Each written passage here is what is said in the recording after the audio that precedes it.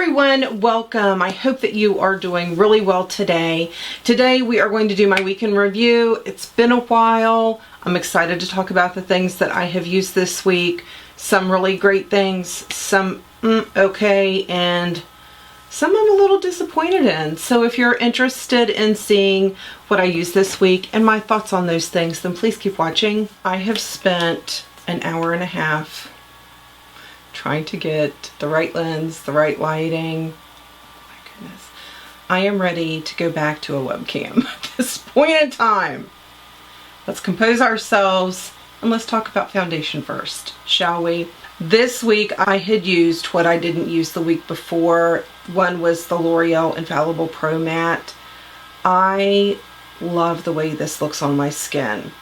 But because my skin has been a little more on the dry side, although I love the way it looks, like if I pass a mirror or even, excuse me, even videotaping, I like it.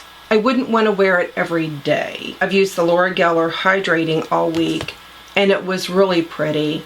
But once again, I just don't think every day it's going to be what I pull for.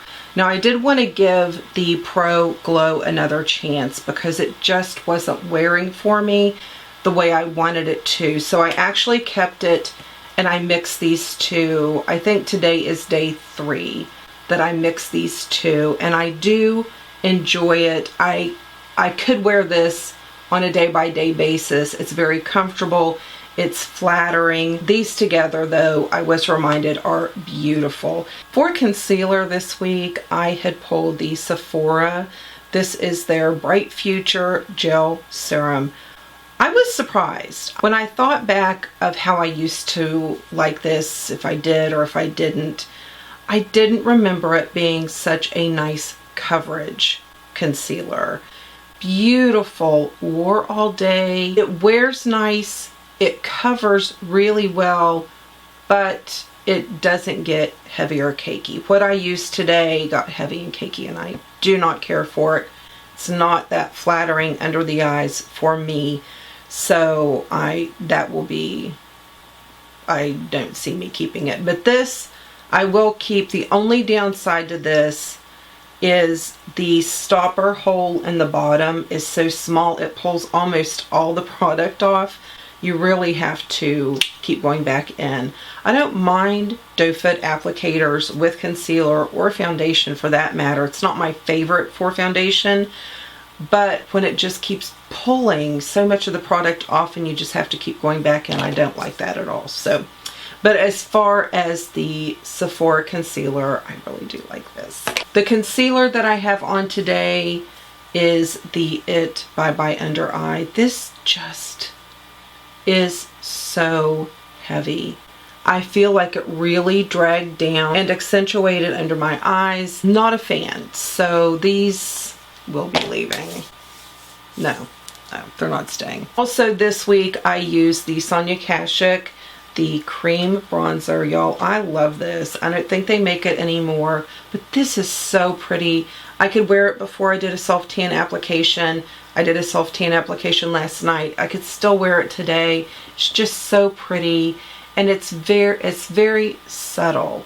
If you want it a little more intense, go in with the brush. If you want it just to be like a shading, just barely there, then go in with, you know, a damp beauty blender. And I love it that way. The other bronzers that I used this week were these Glam Bronze from Morphe. This is Venom. Really gorgeous color. I will swatch that for you. I just used my dual fiber brush and took it in really lightly. And this one is Mega Star. It's a little bit lighter. These are face and body bronzers.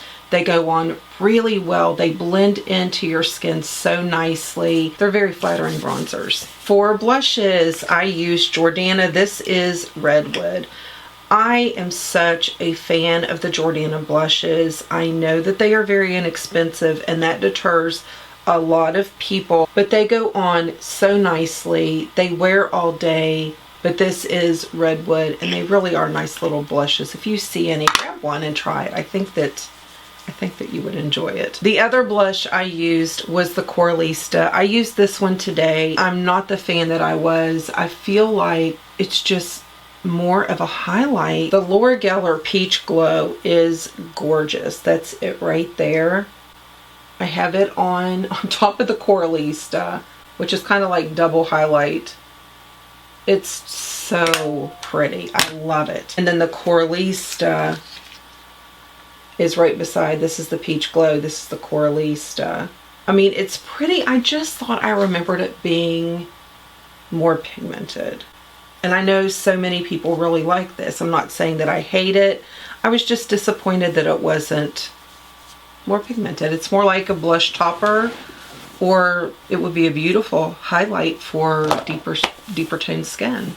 This is the It by Lines foundation. When this first goes on, my skin looks really pretty.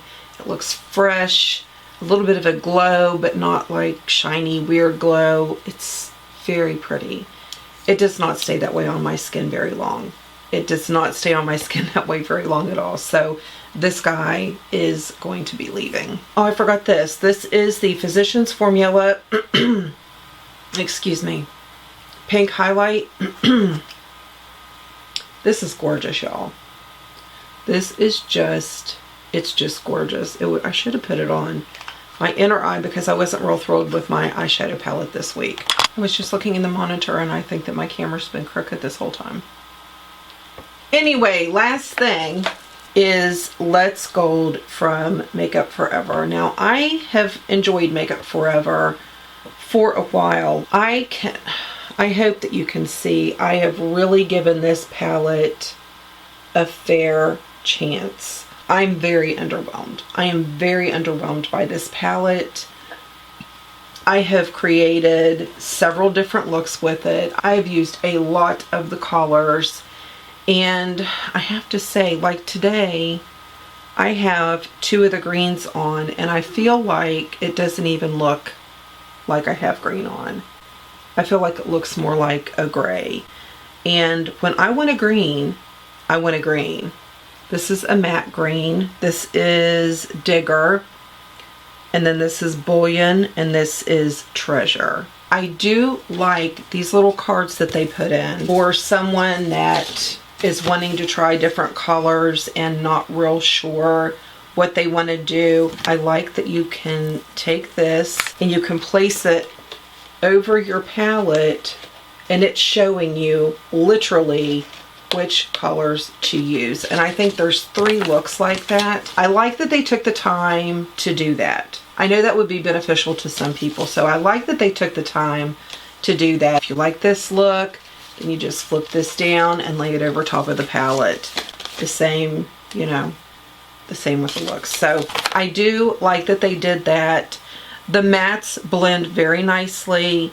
The shimmers just don't show up. I did not try them wet, but I think I will.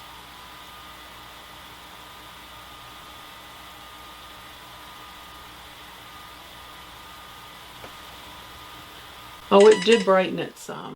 Hi everyone. As I'm sitting here editing this video, I can see that on camera it's not picking up that there's any difference at all. So I'm going to stand behind my totally underwhelmed by this palette. And I mean, just personal preference. If I'm going to pay that much for a palette, I should be able to use it any way I want. But I still wish I would have gotten the Too Faced palette instead of this. I'm very underwhelmed with the greens. Honestly, and this is going to make some people be like, whew, I think it's the Armed and Dangerous, those greens, and that palette with Morphe and Jaclyn Hill. Make sure you get the V5 palette if you are going to go look at that palette. The Jaclyn Hill Vault, make sure you're getting the V5 because anything prior to that really, those are greens. These, I have greens from Makeup Forever and they're just not that muted. I'm just disappointed in it and I'm going to shut up now. I'm wearing everything that was in my week in review except for this lipstick, and this is Spiced Honey by Tom Ford.